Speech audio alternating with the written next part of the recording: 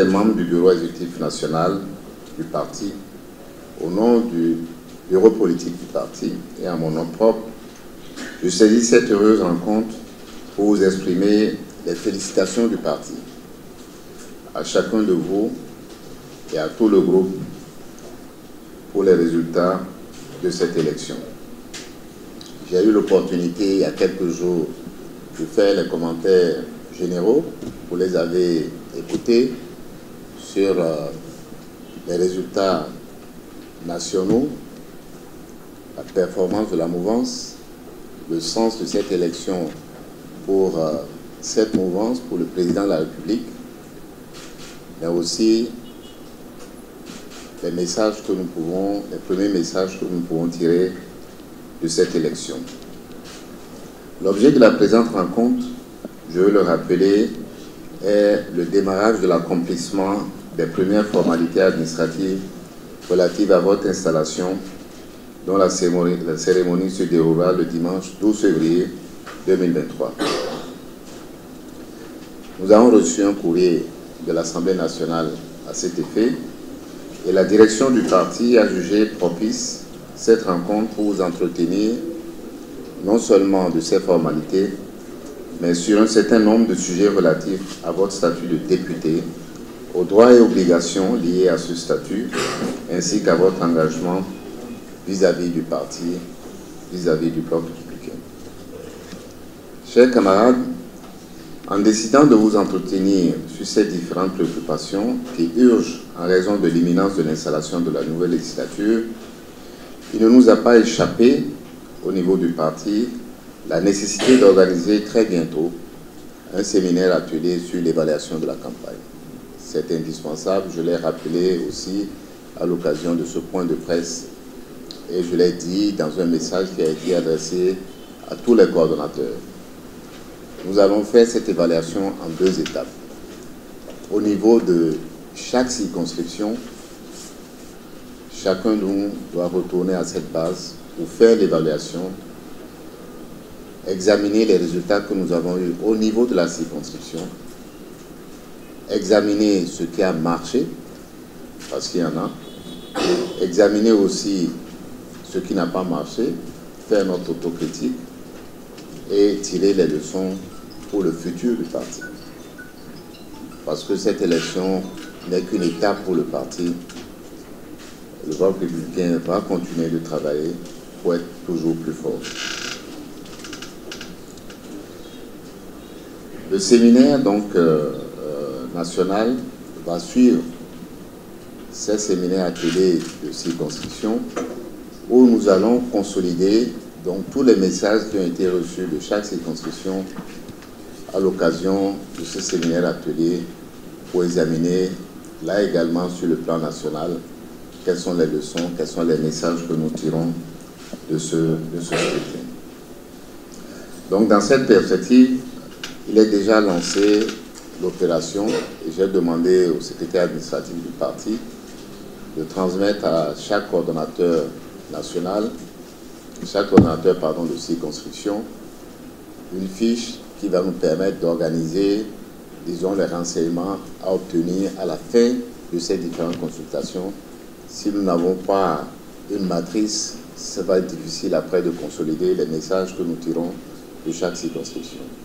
Donc vous recevrez cette fiche-là qui pose un certain nombre de questions dont nous attendons les réponses de chaque circonscription et à la suite de cela, nous en ferons une consolidation qui sera discutée par les participants à ce séminaire atelier national. Et ces participants, c'est tout ce qui est ici, mais c'est aussi les différents responsables du parti au niveau national. C'est donc pourquoi, sans verser dans les procès des uns et des autres, les évaluations dans les circonscriptions électorales permettront de cerner de plus près l'efficacité de nos dispositifs, comment la campagne a été menée et quelles leçons nous tirons de cette participation-là. En attendant le séminaire, je veux nous exhorter à l'observance de la discipline quant au mot d'ordre du parti. Et le principal message, c'est pour l'instant pas de procès. On n'a pas besoin de se chamailler, surtout à travers la presse, à travers les réseaux sociaux, sur qui a fait quoi, qui est coupable de quoi, qui doit être sanctionné, qui doit être pendu. Nous avons tout le temps, en tant que responsable du parti, à tous les niveaux, ce que vous êtes chacun ici dans la salle, et chacune, pour tirer les messages qui vont être utiles au parti. Ça ne sert à rien de se déchirer en public pour ne pas demain être plus efficace. Il va donc de nos intérêts individuels et collectifs, particulièrement dès les premiers jours de l'exercice de vos nouvelles fonctions, que la discipline du parti soit observée. Vous serez appelés assez vite à désigner les membres du bureau de l'Assemblée nationale ainsi que ceux des autres organes du Parlement devant animer la vie parlementaire. C'est un exercice qui est très difficile. Ceux qui étaient là en 2019 ont pu en témoigner, mais je suis certain que la discipline que nous allons observer autour du parti va nous permettre de franchir cette étape-là. Parce que c'est un exercice. Nous avons à l'Assemblée aujourd'hui 3 partis. Il faut veiller aux intérêts de chacun de ces 3 partis-là. C'est le départ de l'exercice. Ensuite, il faut, en fonction de la qualité des uns et des autres, de l'expérience des uns et des autres, de certains ajustements qui sera nécessaire de faire, dire qui occupera quel poste ou quel autre poste. Mais ce qui apparaît clairement, c'est la responsabilité du parti. Parce qu'au départ, il y a un exercice d'équilibre entre les partis. Donc c'est un exercice partisan et c'est pour ça que le parti va s'impliquer lourdement dans cet exercice et je vous demanderai à chacun et à tout le groupe de bien vouloir se soumettre à ces différents arbitrages. Je n'ai donc aucun doute qu'avec le sens élevé de responsabilité que chacun de nous a, et j'en suis sûr, nous allons pouvoir passer cette étape-là. J'insiste là-dessus parce que en 2019, au démarrage de cet exercice, j'ai entendu certains députés dire « Nous sommes élus, qu'est-ce que le parti a à voir maintenant dans la désignation des hommes ?» Non. C'est un exercice d'abord de la responsabilité du parti.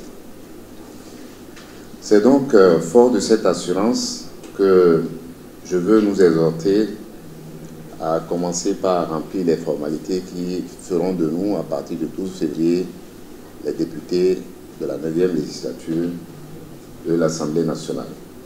Je vous souhaite donc à tous une bonne rentrée parlementaire. Vive le bloc républicain, plus uni, plus fort pour construire le meilleur.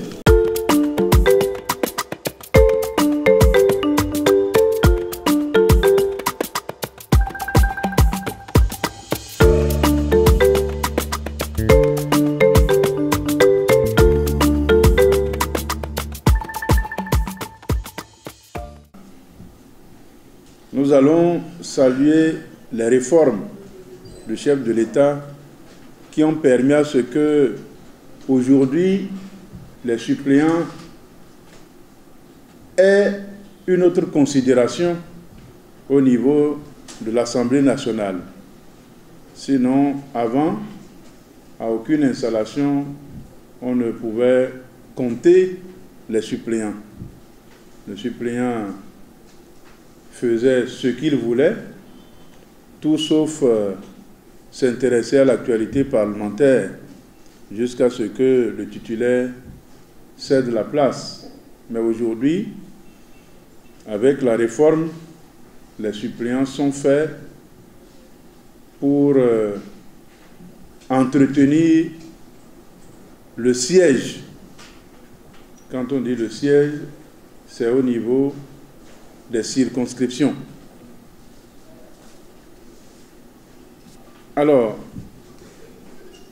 le député, c'est quoi le député en réalité? Le député, tout simplement, c'est un élu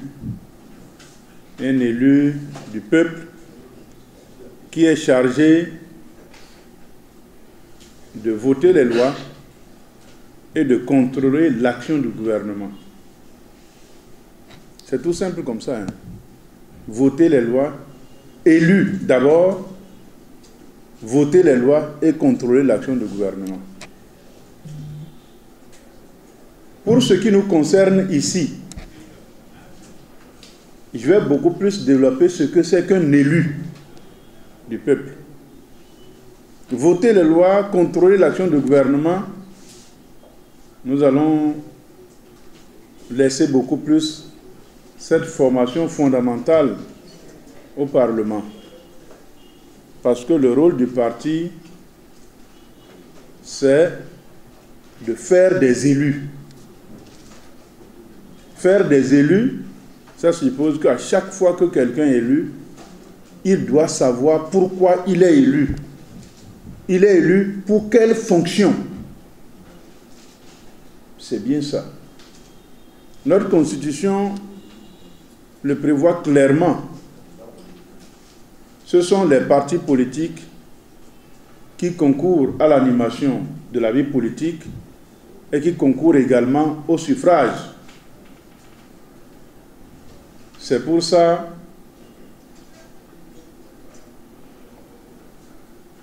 les élus sont des élus du parti. Les élus sont des élus d'un parti. Il n'y a pas un élu. Le seul élu, pour le moment, qui peut ne pas répondre d'un parti, c'est la magistrature suprême. Parce que là, c'est un individu qui est candidat. Un individu candidat, mais il peut être soutenu par des partis politiques. Un député, c'est un parti qui présente une liste de candidatures. C'est un parti qui présente une liste de candidatures. C'est la différence, ça. C'est pour ça, pendant la campagne, on vous disait, attention, ne pas présidentialiser la campagne. C'est-à-dire ignorer le parti et se présenter soi-même comme si c'était une candidature unique. C'est vrai que dans le temps, ça a évolué, cette compréhension. Au début, ça a été bien respecté. Les partis politiques ont présenté des listes. Des députés ont été élus. Mais avec le temps, il y a eu altération de la participation des partis à travers la création tous azimuts des alliances. Des partis se créent et ne sont pas conscients de leur poids, mais vont discuter avec d'autres pour faire coalition, qu'on appelle alliance, et la loi en ce moment a accepté que des alliances se présentent aux élections, des alliances présentent des listes. Ça là, c'était une altération du militantisme, parce que le militantisme suppose beaucoup de sacrifices. Comment faire pour mettre les gens ensemble, pour partager la même philosophie dans une même équipe. Vous voyez des gens avec la même philosophie, mais avec au moins 100 partis pour la même philosophie. Toujours pour le même pays. C'est ce que la réforme du système partisan a refusé, pour obliger ceux qui pensent la même chose pour le développement de se mettre effectivement ensemble, se faire des concessions pour conquérir le pouvoir. Alors, c'est pour ça la proclamation des résultats, les sièges sont attribués aux partis. Les sièges ne sont pas attribués aux individus. Mais le parti ayant désigné ses représentants pour avoir ces sièges-là, on donne seulement la liste. Vous voyez, j'entends dire, je ne sais pas si c'est vrai ou si c'est faux, mais il semble que ça ressemble à quelque chose comme ça. Il y a d'autres partis. Les gens ont voté sans savoir pour qui ils ont voté. Ils ont voté pour le parti. C'est après se rendre compte que non. Mais en fait, qui est élu? Il paraît que ça s'est passé cette année. Hein. Ah, c'est vrai, vous témoignez. Bon, voilà. C'est pour dire que n'importe comment, c'est le parti qui est élu. Et en tant que tel, dès que vous êtes élu du parti, vous allez au Parlement. C'est vrai qu'il n'y a pas de mandat impératif, c'est-à-dire que vous n'allez pas pour défendre une corporation, pour défendre une région en particulier, mais vous défendez les idéaux de votre parti à travers ce qu'on appelle un groupe parlementaire. Dès que vous allez au Parlement, vous êtes, si les conditions du règlement intérieur le permettent, comme c'est le cas en ce moment pour le Bloc républicain et tous les autres partis qui sont élus, tous les députés sont membres d'un seul groupe parlementaire.